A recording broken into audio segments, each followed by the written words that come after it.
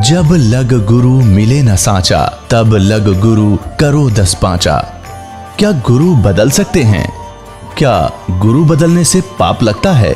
आध्यात्म के इस मैदान में आखिर सही गुरु कौन है? गीता जी में वर्णित तत्वदर्शी संत कौन है? इन सभी प्रश्नों के उत्तर जानने के लिए अवश्य सुनिए जगत गुरु तत्वदर्शी संत रामपाल जी महाराज के मंगल प्रवचन। दर्शकों, जगत गुरु संत रामपाल जी महाराज के अद्भुत अलौकिक सत्संग प्रवचनों ने हिंदुस्तान में ही नहीं बल्कि विश्व में एक आध्यात्मिक ज्ञान की क्रांति ला दी है। लाखों श्रद्धालुओं ने हमें इन सत्संगों के प्रसारण के लिए बधाई पत्र भेजे हैं। इसके साथ साथ कुछ श्रद्धालुओं ने कुछ शंकाएं भी हमारे को भेजी हैं। हमने उन सब श्रद्धालुओं की शंकाओं के निवारण के लिए संत रामपाल जी महाराज से भेंट की तथा महाराज जी से उन सभी शंकाओं का निवारण जाना, जिसकी जिज्ञासा हमारे दर्शकों में बनी हुई है।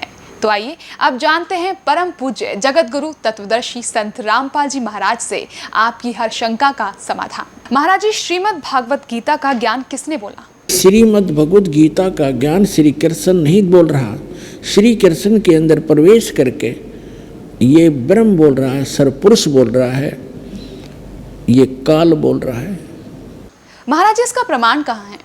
अब आपको दिखाते हैं कि जब महाभारत का युद्ध समाप्त हो चुका और युधिष्ठिर जी को राजगद्दी प्राप्त होगी, तो श्री कृष्ण ने कहा पांडवों से कि अब मैं द्वारका जाना चाहता हूँ। तब अर्जुन ने कहा कि भगवान, आप जी ने जो युद्ध के समय मुझे ज्ञान सुनाया था, श्रीमद् भगवत गीता जिसको कहते हैं, वो बुद्धि के दोष से मैं भूल गया। उसी ज्ञान को प्रभु एज इट इज सुनाना, फिर से सुनाना, हमें एक सत्संग करके जाना, ताकि हम आपके द्वारा दिए गए वचनों के आधार से हम अपना आगे राज्य भी करें और जीवन भी सफल करें। तो उसके विषय में आपको दिखाते हैं। ये है संक्षिप्त महाभारत द्वितीय खंड, गीता प्रेस गोरखपुर से प्रकाशित है। ये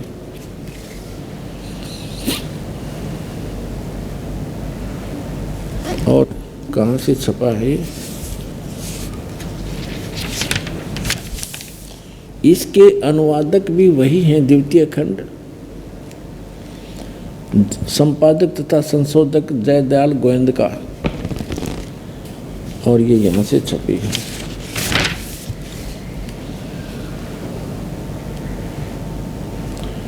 अब हम इसके आपको 667 पृष्ठ पर ले चलते हैं। ये है 667 पृष्ठ।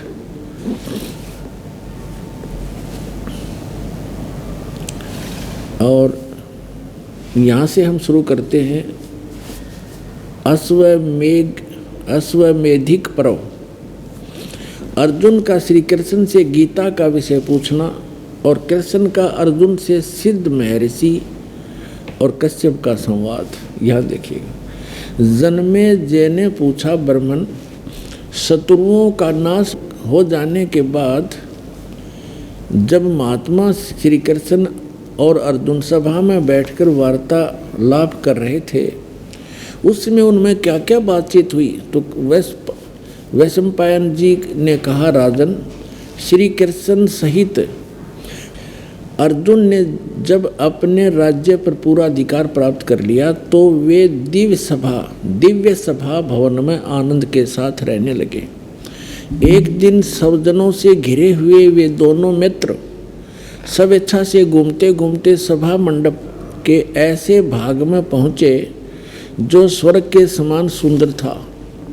पांडुनंदन अर्जुन श्री कृष्ण के साथ रहकर बहुत प्रसन्न थे।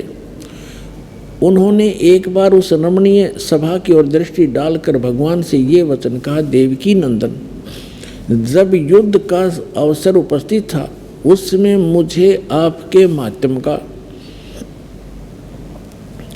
ज्ञान और ईश्वरीय स्वरूप का दर्शन हुआ था, किंतु केशव, आपने स्नेहवश पहले मुझे जो ज्ञान का उपदेश किया था वह सब इस समय बुद्धि के दोष से भूल गया है।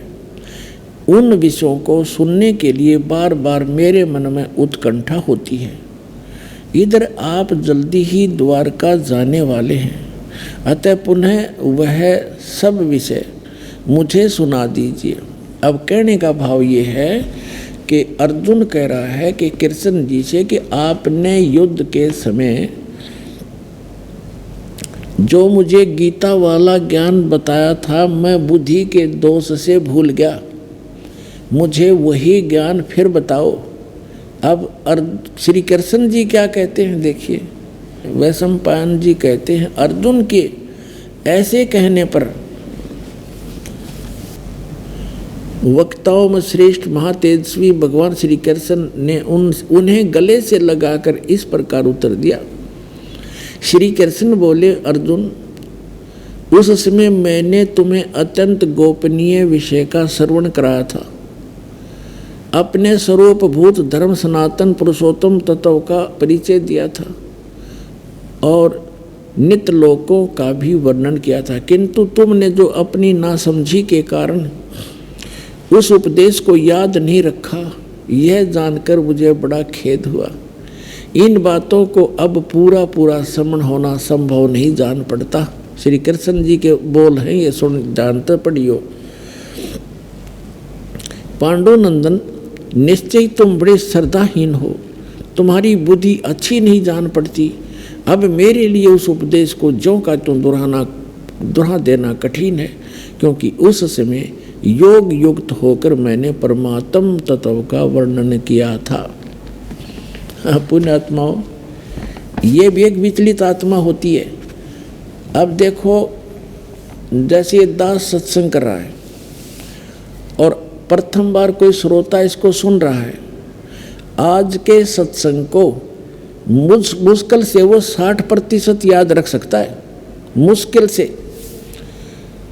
और फिर 1 हफ्ता 10 दिन के बाद, महीने 2 महीने के बाद वो मुझे मिले और मुझसे कहे, जी वो सत्संग आपने किया था वो फिर से सुनाना,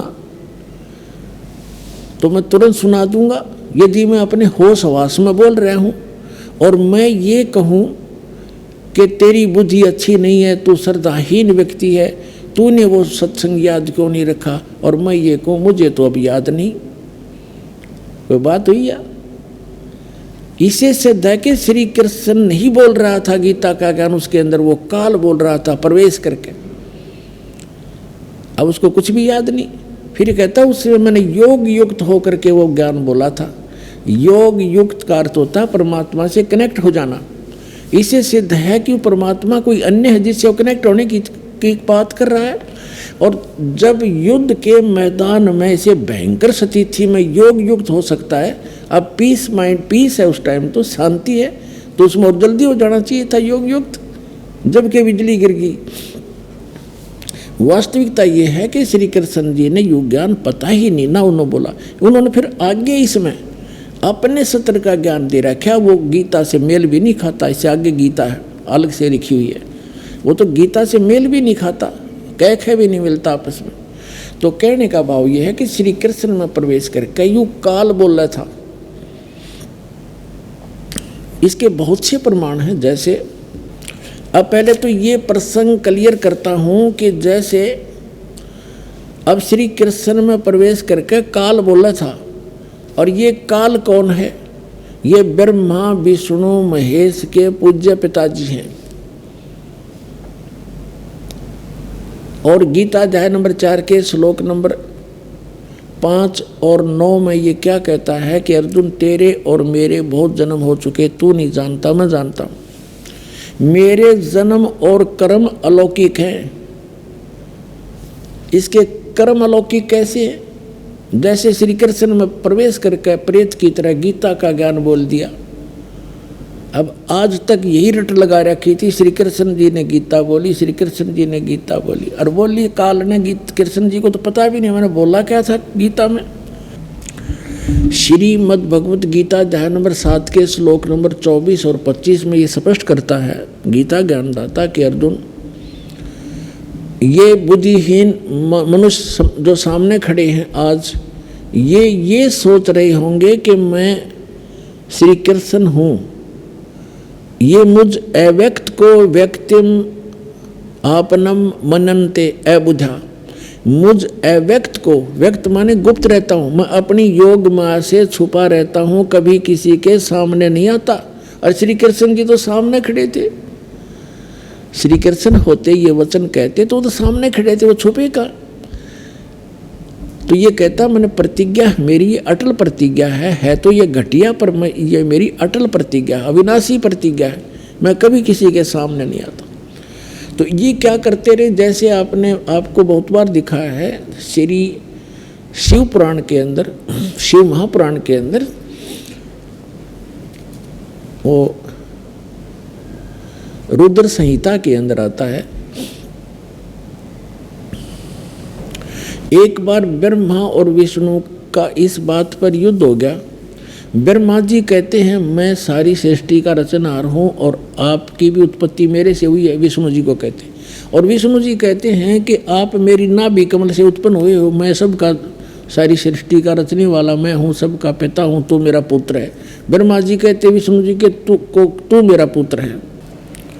अब इनको ये भ्रम कैसे हुआ? इनको ये भ्रम ऐसे होता है जैसे ऋषि लोगों ने समाधिस्थ होने की चेष्टाएं की और इसने प्रतिज्ञा कर रखी है मैं कभी अपने ओरिजिनल रूप में दिखाई नहीं दूंगा, किसी को दर्शन नहीं दूं।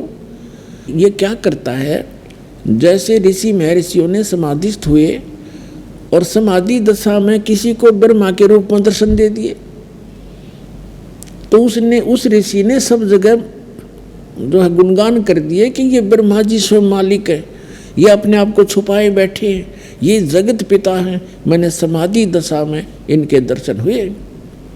इस बात से ब्रह्मा जी फूल गए, 10, 20, 50 ने ऐसे कह दिया और किसी को विष्णु जी के रूप में दर्शन दे दिए।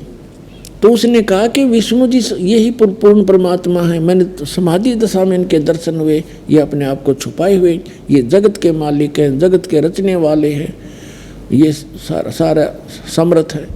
तो उससे विष्णु जी को भ्रम हो गया कि मैं ही रचने वाला हूँ, सारे मुझे ही कहने लग रहे।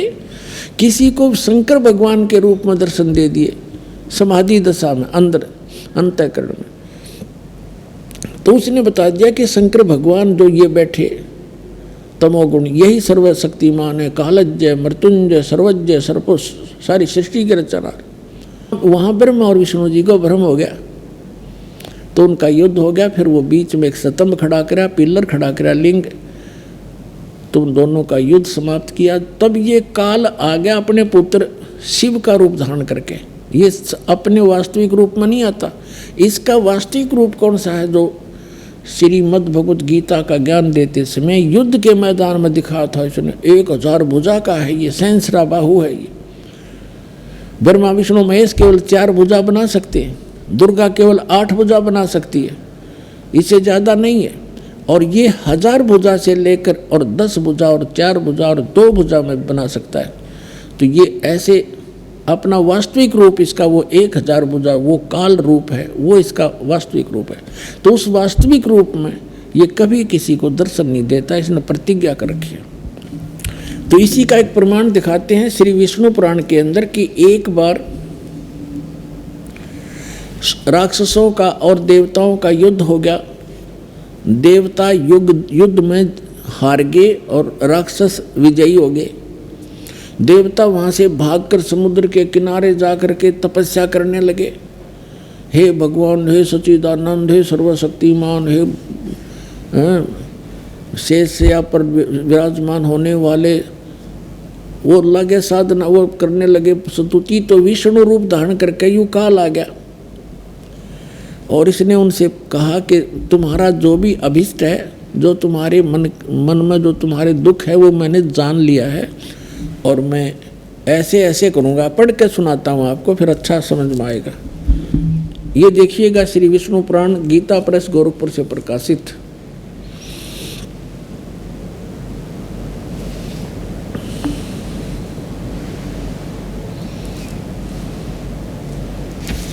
इसके अनुवादक कौन है? अनुवादक श्री मुनीलाल गुप्त, श्री मुनीलाल गुप्त। और ये कहाँ से प्रकाशित है, कहाँ से छपी है? ये यहीं से प्रकाशक व मुद्रक हैं, गीता प्रेस गोरखपुर, गोविंद भवन कार्यालय कोलकाता का संस्थान। ये इनके फोन और फैक्स। ये है चतुर्थ अंश और ये 233 पृष्ठ पे।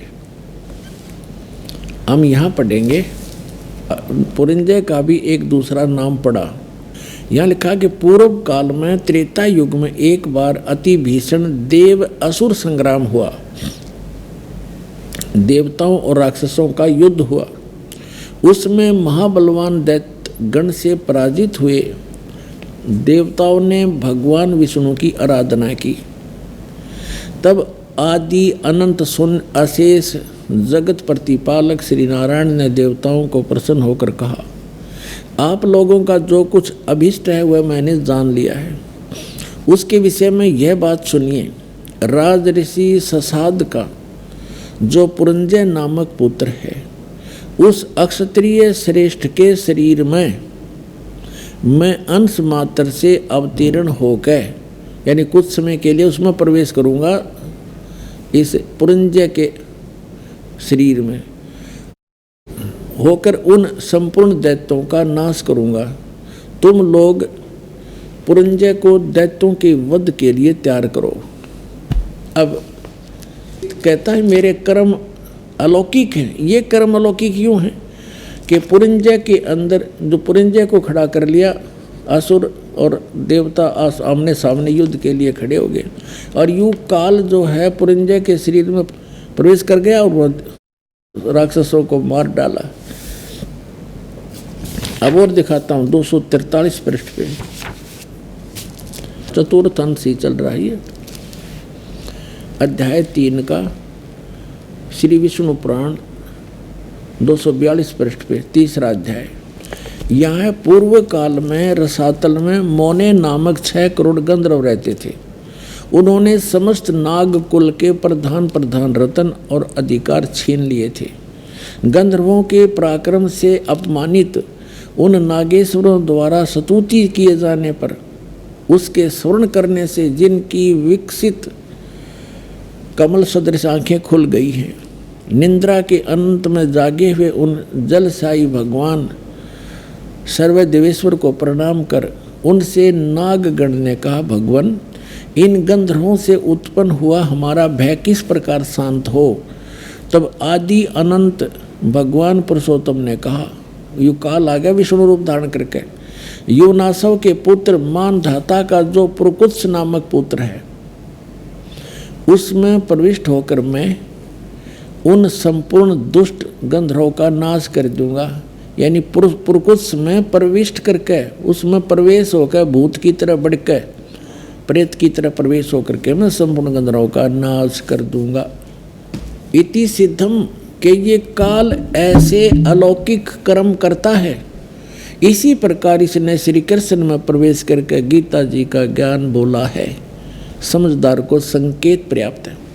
अब दास आपको सुनाने जा रहा है कि गीता ज्ञान दाता 7वें अध्याय के 12वें श्लोक में कहता है कि जो कुछ भी रजोगुण से उत्पन्न होने वाला भाव है, यानी सृष्टि जिससे होती है, रजोगुण के प्रभाव से प्रत्येक प्राणी इतना प्रेरित होता है कि संतानों उत्पत्ति करता है।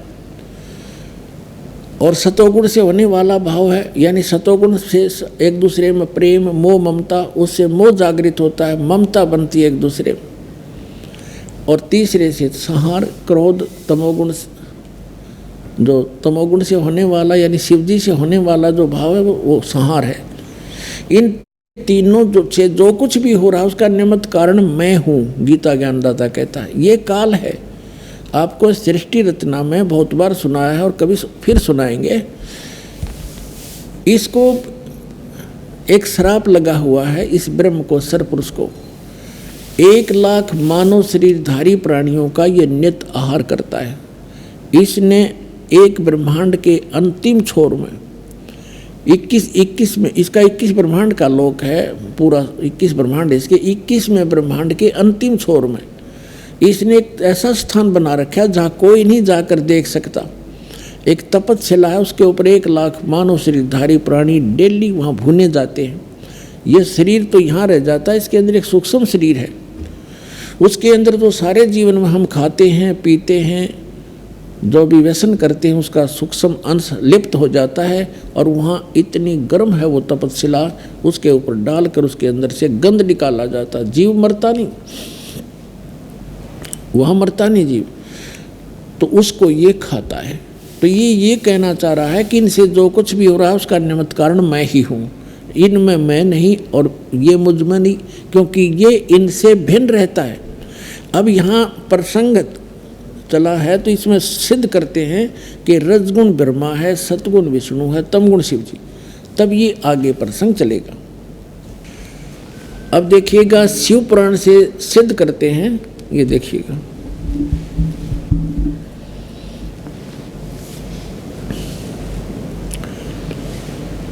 ये गीता प्रेस गोरखपुर से प्रकाशित है।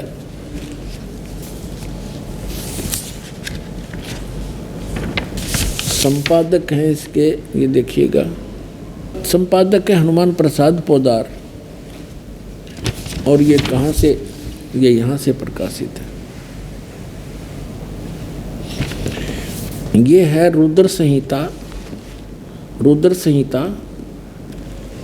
और संक्षिप्त शिव पुराण, पृष्ठ नंबर 110 पे गीता प्रेस गोरखपुर से प्रकाशित, सचित्र मोटा टाइप। इस प्रकार ब्रह्मा विष्णु और रुद्र इन 3 देवताओं में गुण हैं, यानी रजगुण ब्रह्मा, सतगुण विष्णु, तमगुण शंकर, इन 3 देवताओं में गुण है, परंतु शिव गुणातीत माने गए हैं, वो इन तीनों से अलग हैं। और यही गीता अध्याय नंबर 7 के श्लोक नंबर 12 में स्पष्ट कर रहा है कि इन तीनों गुणों से जो कुछ भी हो रहा, रजगुण से होने वाले भाव, सतगुण से होने वाली स्थिति, रजगुण से होने वाली उत्पत्ति और शंकर से होने वाले संहार, इन तीनों का, इनका मूल कारण तो मैं ही हूँ, मेरे कारण ही हो रहा है, क्योंकि इसको 1 लाख जीव मानव शरीरधारी प्राणी रोज खाने पड़ते हैं। और फिर ये कहता मैं इनमें नहीं और ये मुझ में नहीं। अब ये खुद यहाँ भी खुद कह रहा है कि वो इनसे न्यारे हैं, भिन्न हैं। अब ये कंसेप्ट और क्लियर करना पड़ेगा। यहाँ एक और शंका उत्पन्न हो जाएगी कि ब्रह्मा विष्णु रुद्र, तो रुद्र अन्य भी है, एक जो 8 रुद्रों का 11 रुद्रों का सरदार है, वो रुद्र अलग है, और उन सभी रुद्रों का मुखिया ये शंकर भी है, तमोगुण शंकर, इसलिए इसको भी रुद्र कहते हैं, और 11 रुद्र अन्य भी हैं। तो ये भी यहाँ स्पष्ट करना पड़ेगा कि ये ब्रह्मा विष्णु रुद्र और ये महेश इनसे अलग है, ये इनका पिता। ये देखिएगा, एक समय जैसे दास ने बताया था कि ब्रह्मा और विष्णु का आपस में इस बात पर युद्ध हो गया। ब्रह्मा जी कहने लगे तू मेरा पुत्र है विष्णु जी से, और विष्णु जी कहने लगे तू मेरा पुत्र है। इन दोनों का झगड़ा हो गया, तो इनके बीच में एक लिंग खड़ा कर दिया, स्तंभ, तेजों में स्तंभ, और ये फिर युद्ध करना बंद कर गए, उसके और छोर को खोजने में लग गए। फिर वहाँ अपने पुत्र शिव के रूप में ये खुद आकर खड़ा हो गया, ये काल भगवान। और फिर इनको कैसे संबोधित करता है ब्रह्मा और विष्णु को, सुनिएगा। ये देखिएगा विद्वेश्वर संहिता, ये है विद्वेश्वर संहिता और संक्षिप्त शिव पुराण 24 पृष्ठ पे। ये तो थोड़ा सा सीन देखें, यहाँ ब्रह्मा और विष्णु के बीच में ये लिंग खड़ा कर दिया, स्तंभ तेजों में। और फिर यहाँ आकर के क्या बोला, ब्रह्मा और विष्णु ने पूछा प्रभो सृष्टि आदि 5 कर्तों के लक्षण क्या हैं, ये हम दोनों को बताइए। भगवान शिव बोले ये काल है इनका पिता। भगवान शिव बोले मेरे कर्तों को समझना अत्यंत गहन है, यद्यपि तथापि मैं कृपा पूर्वक तुम्हें उनके विषय में बता रहा हूँ। अब अपने 24-25 पे पढ़ लिया, अब 26 पे पढ़ते हैं, अपने मतलब की बात पढ़ेंगे। यहाँ आगे हम नीचे पुत्रो, ब्रह्मा और विष्णु को ये काल बोल रहा है, पुत्रो तुम दोनों ने तपस्या करके प्रसन्न हुए मुझ परमेश्वर से सृष्टि और सतिथि नामक दो कृत यानी जो दो विभाग, ये दो जॉब प्राप्त किए हैं और ये दोनों तुम्हें बहुत प्रिय है। इसी प्रकार मेरी विभूति स्वरूप रुद्र और महेश्वर ने, मैं नहीं है, ने दो अत्यंत उत्तम कृत्य संहार और तिरोभाव प्राप्त किए। अब देखो ये ब्रह्मा विष्णु तो ये हो गए दोनों पुत्र, रुद्र और महेश्वर ये इन दोनों से न्यारे यानी चार हो गए, और बोलने वाला वो इनका पिता इनसे अलग है। अब यहाँ फिर और देखते हैं, स्पष्ट हो जाता है। यहाँ देखो, मैंने पूर्व काल में अपने स्वरूप भूत मंत्र का उपदेश किया है जो ओंकार के रूप में प्रसिद्ध है और वह महामंगलकारी मंत्र है। सबसे पहले मेरे मुख से ओंकार ओम प्रकट हुआ जो मेरे स्वरूप का बोध कराने वाला है। ओंकार वाचक है, मैं वाच्य हूँ, यह मंत्र मेरा स्वरूप ही है। प्रतिदिन ओंकार का निरंतर स्मरण करने से मेरा ही सदा स्मरण होता है। मेरे उत्तरवर्ती मुख से आकार का, पश्चिम मुख से उकार का, दक्षिण मुख से मकार का और पूर्ववर्ती मुख से बिंदु तथा मध्यवर्ती मुख से नाद का प्राकट्य हुआ। इस प्रकार 5 अवयव से युक्त ओंकार का विस्तार हुआ है। इन सभी अवयव से एकीभूत होकर यह प्रणव ओम नामक एक अक्षर हो गया। अब यहां हमने देखना है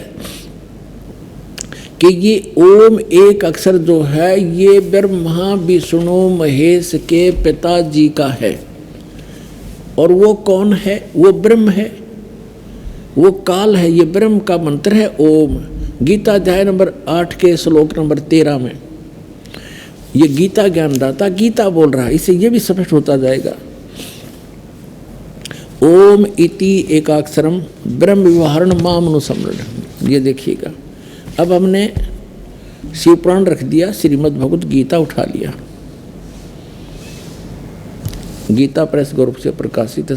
8वें अध्याय का 8वां अध्याय श्रीमद् भगवत गीता, ये 13वां श्लोक यहाँ शुरू होता है। ये 13वां श्लोक यहाँ पर है। इसमें क्या है? ओम इति एकाक्षरम ब्रह्म व्यवहारण माम अनुसमरण ये प्रयाति तजन देहम स याति परमाम गतिम। गीता ज्ञानदाता कह रहा है कि माम ब्रह्म, मुझ ब्रह्म का ओम इति एकाक्षरम, यह ओम एक अक्षर है, नथिंग एल्स। व्यवहारण मन उच्चारण करके अनुसमन सुमन करता हुआ ये प्रयति तजन देहम, जो संसार शरीर छोड़कर जाते समय तक इसका जाप करता है, जाता है, सयाति परमाम गति। इसका सुमन करता हुआ जो शरीर छोड़कर जाता सयाति परमाम गति। इस ओम से मिलने वाली, ये ओम यहाँ उदाहरण दिया, जो पुरुष ओम ओम ओम ये एक अक्षर हो गया ओम। इति इस एक अक्षर ब्रह्म को उच्चारण करता हुआ मां मुझ निर्गुण ब्रह्म का चिंतन करता हुआ शरीर को त्याग कर जाता है, वह पुरुष परम गति को प्राप्त होता है।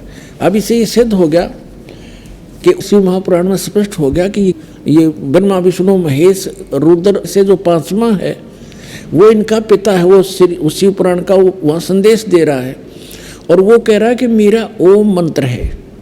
ओम ये 5 अवयवों से एकीभूत होकर एक ओंकार प्रणव रूप में ओंकार एक अक्षर हो गया। और यहाँ 8वें अध्याय के 13वें श्लोक में गीता जी में ये स्पष्ट कर रहा है, ये गीता ज्ञान दे रहा है कि ओम इति एकाक्षरम, यह ओम एक अक्षर जो है माम ब्रह्म, मुझ ब्रह्म का एक ओम अक्षर है, नथिंग एल्स। और सुमन करता हुआ, इसका उच्चारण करके सुमन करता हुआ यह प्रयाति तजन देहम, जो शरीर छोड़कर जाता है यानी अंतिम सांस तक सिमरण करता सयाति परमाम गति, वह परम गति को प्राप्त होता है। कौन सी परम गति? जो ओम के जाप से मिलने वाली है। वो क्या? ब्रह्मलोक। अभी आपने देवी भागवत में पढ़ा था कि देवी कह रही है हिमालय राजा को कि गीता प्रेस गोरखपुर से प्रकाशित श्री देवी भागवत सचित्र मोटा टाइप, जिसके 562 और 63 पृष्ठ पर देवी खुद स्पष्ट कर रही है हिमालय राजा को कि और सब बातें सब पूजाएं त्याग दो, ब्रह्म का जाप करो, उसका एक ओम मंत्र है, वो ब्रह्मलोक में रहता है, उसको पा जाओगे। तो ओम के जाप से ब्रह्मलोक प्राप्ति है। गीता अध्याय नंबर 8 के श्लोक नंबर 16 में लिखा है कि ब्रह्मलोक पर्यंत सब पुनरावृत्ति में वहां गए प्राणी भी जन्म मृत्यु में आते। ये देखिएगा, ये वही श्रीमद् भगवत गीता, इसके 8वें अध्याय के अब 16वें श्लोक में क्या कहा है कि हे अर्जुन, ब्रह्मलोक पर्यंत सब लोग पुनरावृत्ति में, पुनरावृत्ति का इन्होंने यहाँ विश्लेषण भी किया है, अर्थात जिनको प्राप्त होकर पीछे संसार में आना पड़े ऐसे। तो इसे सिद्ध हो गया कि इससे भी परम गति नहीं हुई, क्योंकि जन्म मृत्यु है तब तक वो ये जीव सुखी नहीं हो सकता। और गीता अध्याय नंबर 15 के श्लोक नंबर 4 में कहा है कि तत्वदर्शी संत और तत्व ज्ञान की प्राप्ति के उपरांत परमेश्वर के उस परम पद की खोज करनी चाहिए, जहाँ जाने के बाद साधक फिर लौटकर कभी संसार में नहीं आते। इसे सिद्ध है कि श्री कृष्ण नहीं बोल रहा था गीता का ज्ञान उसके अंदर, वो काल बोल रहा था प्रवेश करके। महाराज जी, क्या श्री ब्रह्मा जी, श्री विष्णु जी तथा श्री शिव जी की जन्म मृत्यु होती है? ब्रह्मा विष्णु महेश की जन्म मृत्यु होती है, ये अविनाशी नहीं है। महाराज जी, इसका प्रमाण कहाँ है? देखिएगा, श्रीमद् देवी भागवत 3रा स्कंद,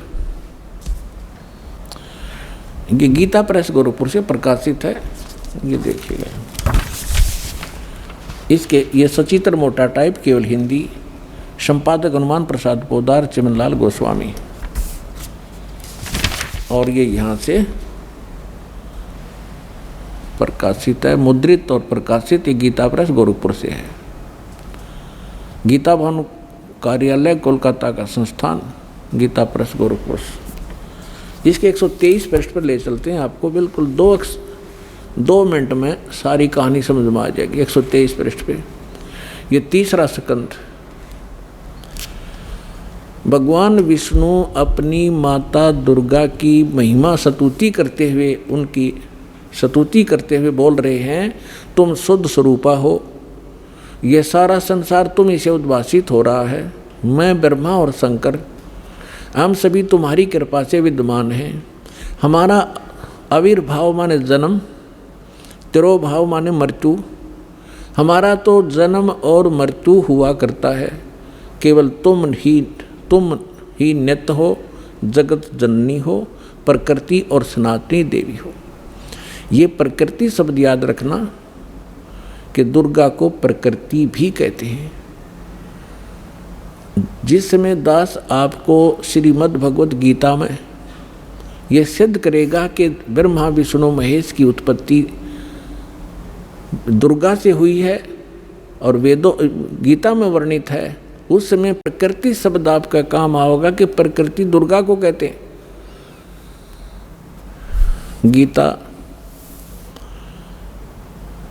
गीता के अंदर 2 प्रकृति बताई है।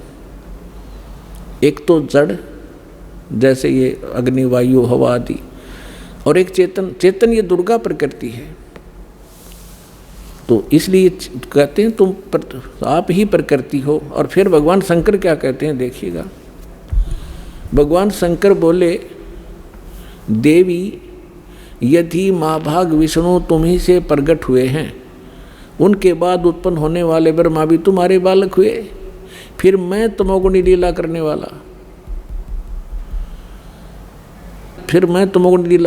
वाला, शंकर क्या तुम्हारी संतान नहीं हुआ?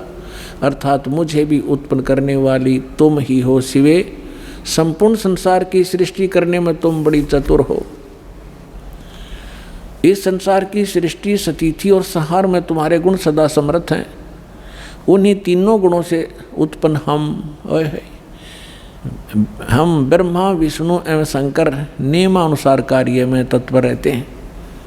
अपनात्माओं, इस पवित्र पुराण के चंद पंक्तियों ने 4-5 कंसेप्ट क्लियर कर दिए।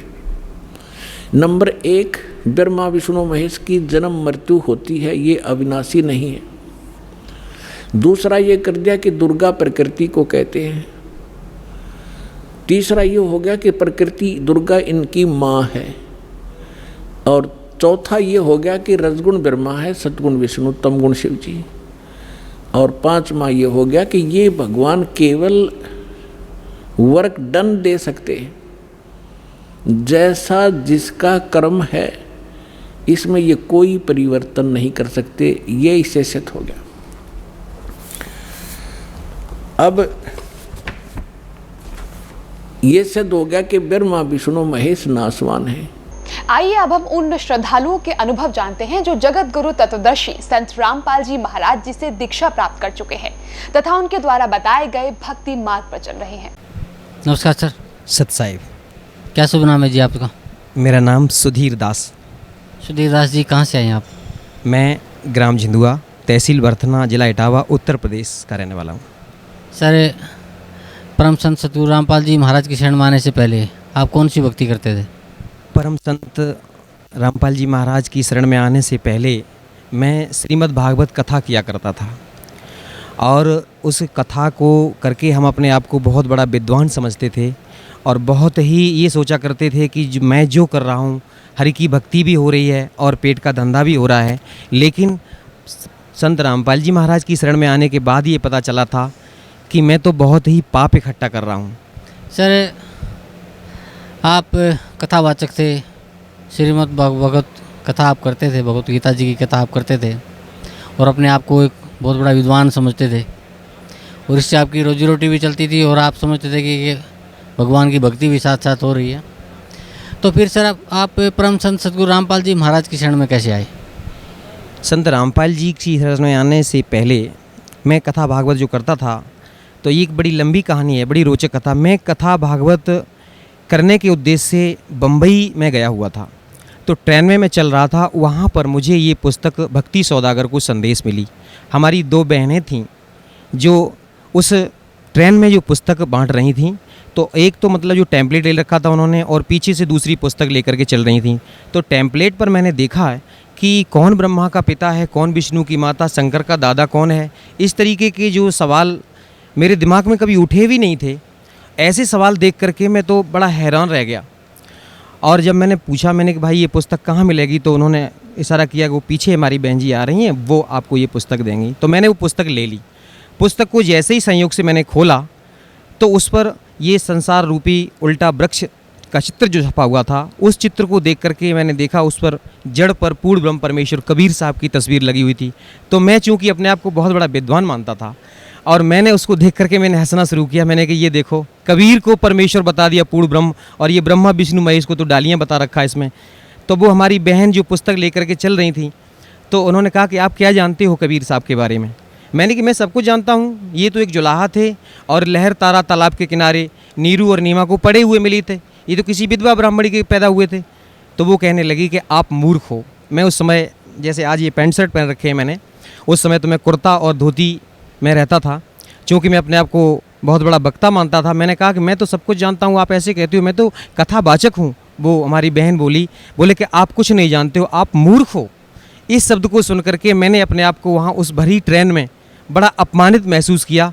मैंने सोचा, मैंने चलो ज़्यादा बात को नहीं बढ़ाऊँगा। मैंने कहा बहन जी आपकी पुस्तक कितने की है? कि बोले 10 रुपये की। मैंने वो पुस्तक ले ली और पुस्तक को पढ़ना शुरू किया। तो जहाँ मैं जा रहा था, थोड़ी ही पुस्तक पढ़ पाई, तब तक मैं वहाँ पहुँच गया, और उस घर में जहाँ मेरा प्रोग्राम था वहाँ पहुँच गया मैं।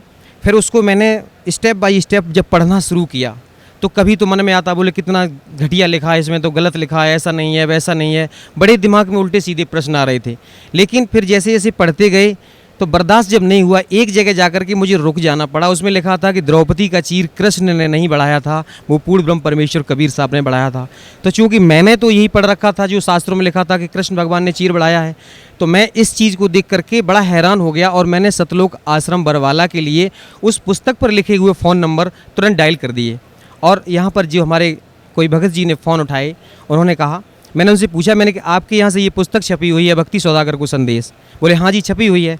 तो आपने उसमें पृष्ठ संख्या इतने पर ये कैसे लिख दिया है कि ये कृष्ण ने चीर नहीं बढ़ाया?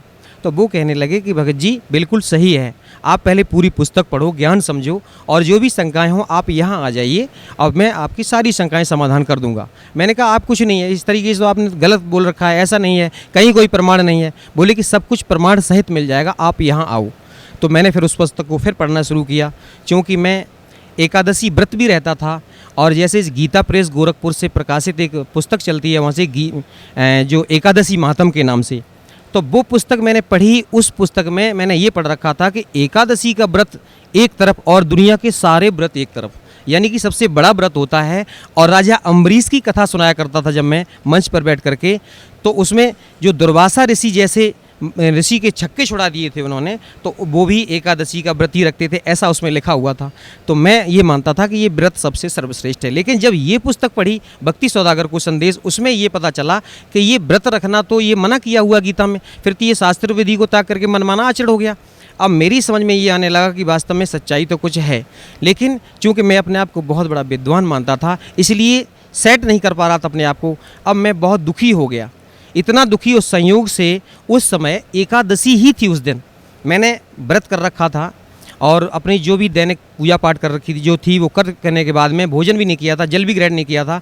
अब मैं बड़ा हैरान था, इतना दुखी मैं अपने आप को ये सर्टिफाई नहीं कर पा रहा था कि ये जो पुस्तक में लिखा हुआ ये सत्य है या जो मैंने अभी तक पढ़ा वो सत्य है। ऐसी उधेड़ बुन में पूरा समय निकल गया, रात हो गई, अब मुझे नींद नहीं आ रही थी। मैं इतना दुखी, जैसे किसी को पुत्र शोक हो जाता है, उससे भी बढ़कर के मुझे इतना दुख था कि वास्तव सच्चाई क्या है। ये ऐसे ही मतलब सोचते पता नहीं मेरी कब आंख लग गई और उसी समय सपने में हमारे परम पूजनीय सदगुरुदेव जी के रूप में परमात्मा स्वयं आकर के हमसे कहने लगे, बोले बेटा ये जो आज तुझे ये मार्ग प्राप्त हो रहा है ये है सच्चा मार्ग, वो अभी तक जिस मार्ग पर तू चल रहा था ये झूठा है बिल्कुल। इसको देखने के बाद में मैंने एकदम से मेरी आंख खुल गई, देखा उस समय सुबह के 4 साढ़े 4 बजे का समय था। मैं चूंकि जानता था कि ये ब्रह्म मुहूर्त का समय है और मैंने निश्चय किया कि ये जो मार्ग अब प्राप्त हो रहा है, ये जो पता चला है ये सच्चा मार्ग है। तो मैंने एकदम से अपने आप को सेट किया, मैंने कि अब चाहे कुछ भी हो जाए मैं अब सतलोक आश्रम बरवाला जाऊँगा। अब जैसे ही मेरा वहाँ से कार्यक्रम समाप्त हुआ, मैं जब वापस आया यहाँ अपने इटावा में, मेरे पिताजी चूँकि शंकर जी की साधना किया करते थे, मैंने उनको बताया, मैंने कि पिताजी आप ये साधना करते हो ये गलत साधना है।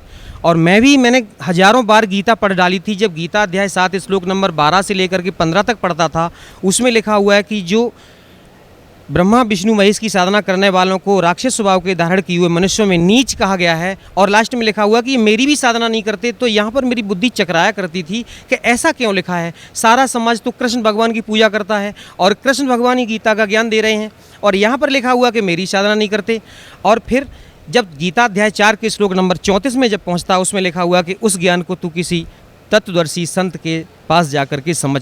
तो यहाँ मैं सोचा करता था कि वो तत्वदर्शी संत कौन होगा, कैसा होगा। मैं सत्य बता रहा हूँ भगत जी कि जब मैं कहीं मंच पर बैठ करके कथा कर रहा होता और मेरे सामने से कोई कथा सुनने के वाला कोई भी संत या महात्मा आया करता, तो मैं ये देखा करता था, मेरे दिमाग में एकदम से आती कि कहीं ये वो तत्वदर्शी संत तो नहीं है जो गीता जी का ज्ञान दे रहे हैं। ऐसे मतलब जो बताया कि उस ज्ञान को जाकर के, परमात्मा ज्ञान को उनसे जाकर के समझो। लेकिन पढ़ते रहते थे, समझ में कुछ नहीं आता था। कृष्ण भगवान को अपना इष्ट मानते थे।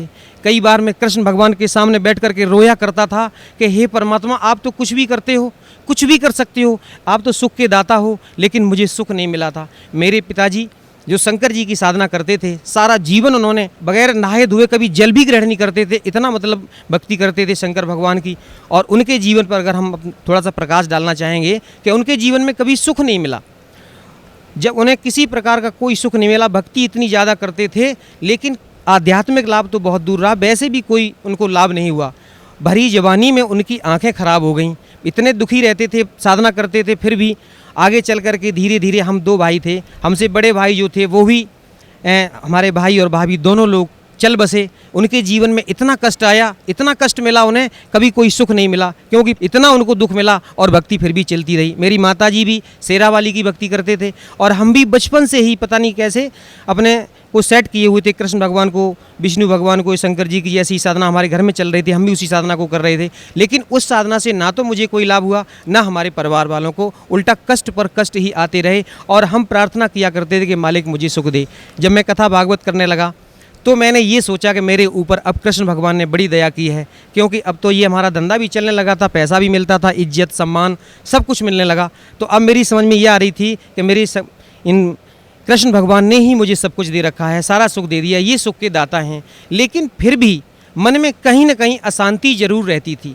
तो मैंने अपने पिताजी से आकर के बताया, मैंने पिताजी जो आप साधना कर रहे हो ये तो इसमें पुस्तक में लिखा हुआ कि सब गलत साधना है। जब मैंने उस पुस्तक को पढ़ करके उनको सुनाया, पहले तो वो नहीं माने, बोले कि बिल्कुल झूठ है ये। लेकिन जब मैंने क्रम से उस पुस्तक को पढ़ करके सुनाया, सृष्टि रचना पढ़ के सुनाई, तो सारी कहानी उनके समझ में आई। पिताजी को इतनी तड़प बनी कि चलो जल्दी करो। उस समय हम उनको लेकर के और सतलोक आश्रम बरवाला के लिए चले। तो हमारे गांव के और भी भगत लोग चल दिए, लगभग 12-15 लोगों को लेकर के हम यहाँ पर आ रहे थे। जैसे ही हम रोहतक में पहुँचे तो रोहतक में उतर करके हमने देखा, मैंने चलो अब ट्रेन का पता करता हूँ यहाँ से कितने बजे मुझे ट्रेन मिलेगी। वो रोहतक की जो ट्रेन थी वो उधर भिवानी की तरफ जा रही थी, इसलिए मुझे वो छोड़नी पड़ी। तो लोगों ने बताया कि आपको यहाँ से ट्रेन मिलेगी जींद के लिए, आपको जींद जाना है। तो मैं अब ट्रेन का पता करने के लिए जैसे ही गया वहाँ पर, तब तक कुछ काल के ऐसे दूत लग गए, कुछ वहाँ पर आकर के हमारे जो साथियों को उन्होंने भ्रमित कर दिया। अरे कि आप कहाँ जा रहे हो? उन्होंने बताया कि मैं बरवाला जा रहा हूँ, संत रामपाल जी महाराज के आश्रम में जा रहा हूँ, सतलोक आश्रम में। तो उन्होंने कहा अरे वहाँ क्यों जाते हो? वो तो बहुत बड़ा जादूगर है, वो तो बहुत बड़ा तांत्रिक है, और वहाँ जाओगे तो फिर तो आपको इतना वो बसीभूत कर लेगा कि आपका दुनिया में कहीं मन नहीं लगेगा, बार बार भाग करके इधर आओगे। ऐसे कह करके उनको भ्रमित कर दिया। और मैं जैसे ही ट्रेन का पता करके आ रहा था, तब तक एक सज्जन कह रहे थे, बोले कि मेरी भक्तमती एक बार करौथा आश्रम में चली गई थी और उनको वहाँ पर प्रसाद दे दिया था। मैंने वो प्रसाद मैं उनको ग्रहण नहीं करने दिया, भैंस की नांद में फेंक दिया। तो वो मूर्ख कह रहा था कि वो भैंस खूंटा तोड़ करके सतलोक आश्रम करौथा में पहुँच गई थी, ऐसा जादूगर है वो। तो अब क्या हुआ, तो हमारे और जो साथी थे वो कहने लगे भाई तो हम नहीं जाएंगे वहाँ पर। तो मैंने उनसे कहा, मैंने कि आप लोगों की सबसे बड़ी भूल तो ये है कि आप विश्वास बहुत जल्दी करते हो। पहले तो आपने मेरी बात पर विश्वास किया, आप यहाँ तक आ गए, अब इन लोगों पर विश्वास कर रहे हो। ऐसा ना करो, आप पहले मेरी बात मानो, चलो हम जड़ तक चलेंगे, जहाँ सच्चाई का मतलब पता लगा के आएंगे कि वास्तव में सच्चाई क्या है। तो कुछ लोग नहीं माने, वो कहे नहीं हम तो घर जाएंगे। हम कहे तो भैया ठीक है, आपको जाना है तो जाओ। मैं और मेरे पिताजी, हम दोनों लोगों ने दृढ़ निश्चय किया कि हम लोगों को बिल्कुल जाना ही है और सच्चाई का पता लगा करके लौटेंगे। अब हम जैसे ही यहाँ बरवाला पहुँचे, बरवाला पहुँचने के बाद मैंने फ़ोन किया, मैंने कि मैं यहाँ पर रोडवेज बस स्टैंड पर खड़ा हूँ। तो यहाँ सतलोक आश्रम की वहाँ गाड़ी लेकर के जैसे ही पहुँचे भगत जी हमारे, हम लोगों को लेके आए, तो मन में बड़ी शांति आई कि भाई जी तो बहुत अच्छे लोग हैं। अब जैसे ही हमने अपने आप को ये सेट कर रखा था कि सतलोक आश्रम में पहुँचेंगे तो वो कोई जादू तांत्रिक होंगे, वो कुछ खाने पीने के लिए सामान देंगे जैसे उन्होंने बताया था, तो हम खाएंगे नहीं, चलो देख लेंगे वहाँ पर। लेकिन जैसे ही सतलोक आश्रम बरवाला में जैसे ही प्रवेश किया, वो पुराना वाला जो दौलतपुर रोड पर आश्रम है उसमें जैसे ही प्रवेश किया, मैंने वहाँ पर अपने बहुत से लोगों को देखा। ऐसा लगा कि इन लोगों को से हम पता नहीं कितने दिनों से इनसे परिचित हैं, कितने दिनों से इनको जानते हैं। एक भगत जी हमारे पास आकर के एकदम से तुरंत हमसे गले लिपट गए, बोले भगत जी कितने दिनों बाद आप आए हो। ऐसा लगा कि इनको हम पता नहीं कितने दिनों से जानते हैं, और बड़ा अच्छा सा लगा। फिर उन्होंने मुझे सारी व्यवस्था दिखाई, नाम लिया, उपदेश लिया। मेरे ऊपर संत रामपाल जी महाराज की दया 11 अक्टूबर सन 2009 को हुई थी। उसके बाद में मालिक ने मेरे साथ बहुत चमत्कार किए। सर, परम संत सतगुरु रामपाल जी महाराज की शरण माने के बाद आपको क्या लाभ मिला? सबसे बड़ा तो लाभ मुझे ये मिला कि जब हम लोग सतलोक आश्रम बरवाला पहुँचे और सतगुरुदेव जी से उपदेश लेने के बाद में दर्शनों के लिए जब गए, पिताजी मेरे साथ थे। चूँकि मेरे पिताजी, मैंने आपको पहले बताया भगत जी, उनको दिखाई नहीं देता, आंखें ख़राब हो चुकी हैं, तो मैंने उनकी उंगली पकड़ करके ले जा करके दर्शन के लिए ले गया। तो मेरे पिताजी सतगुरुदेव की चरणों में फूट फूट कर रोने लगे। वो कहने लगे, बोले बेटा आप क्यों रोते हो?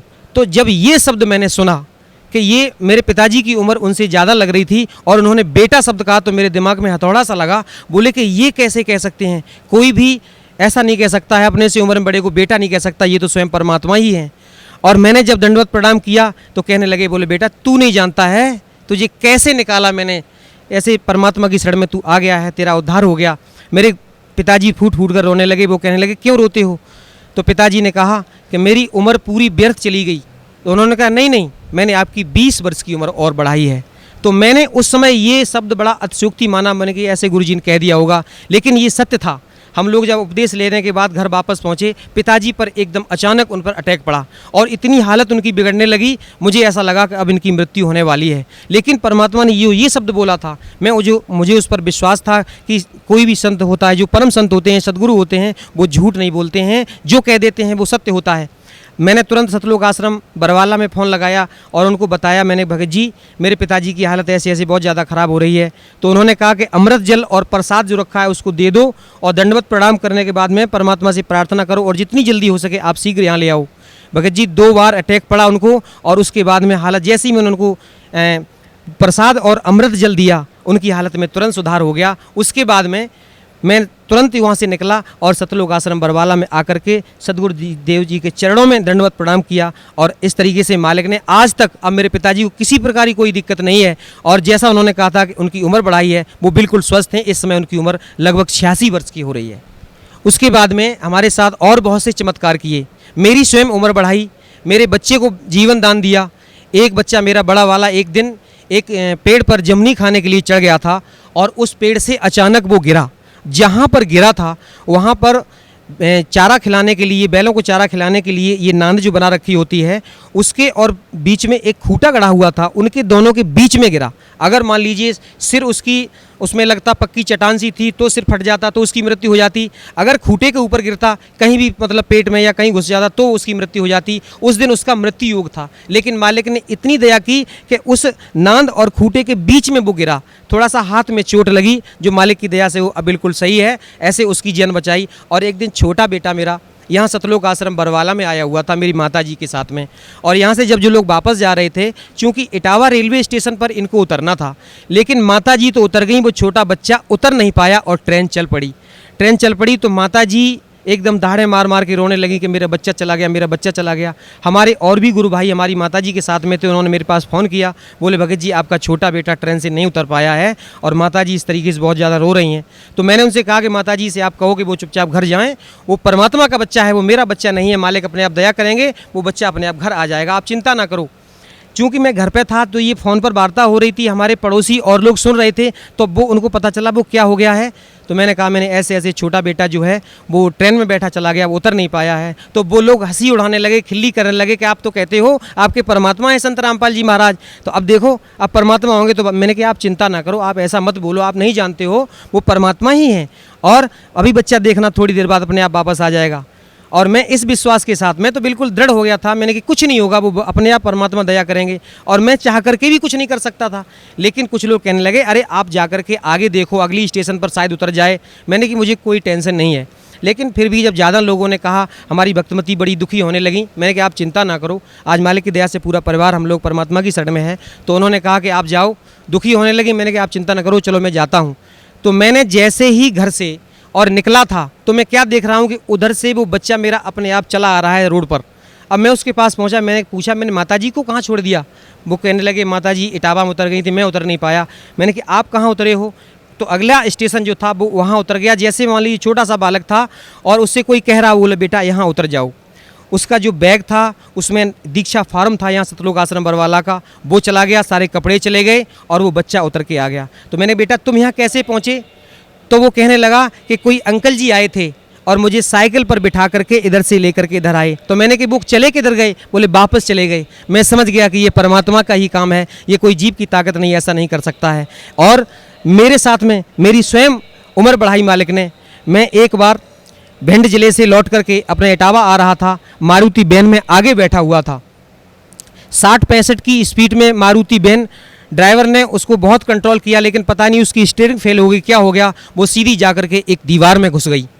तो आगे का जो डैशबोर्ड था, मैं आगे ही बैठा हुआ था क्योंकि ड्राइवर के साथ में, तो ड्राइवर की जो साइड थी उसने अपनी साइड तो बचा ली, लेकिन जिस साइड में बैठा हुआ था वो एकदम से ऐसी गाड़ी पिस गई, मैं उसमें फंस गया। तो मैंने अपने आप को ऐसा महसूस किया कि मेरी दोनों टांगें कट चुकी हैं और नीचे से यहाँ से लेकर के नीचे का धड़ जो है वो मेरा समाप्त हो गया है और अब तेरी मृत्यु निश्चित है। उसी समय जैसे मान लो मेरे से कोई कह रहा है कि बेटा सतनाम का जाप कर, मैंने सतनाम का जैसे ही जाप किया, अभी 2 मिनट ही हुए थे, एकदम से शरीर में चेतना हुई। जैसे मान ली मैंने अपने आप को महसूस किया हो कि कोई मुझे नीचे से एकदम से आशीर्वाद दे करके, बिल्कुल वो परमात्मा की दया थी कि मेरा शरीर बिल्कुल सही है। मैंने अपने आप को सही महसूस किया कि टांगें भी सुरक्षित हैं और भी किसी प्रकार की कोई दिक्कत नहीं है।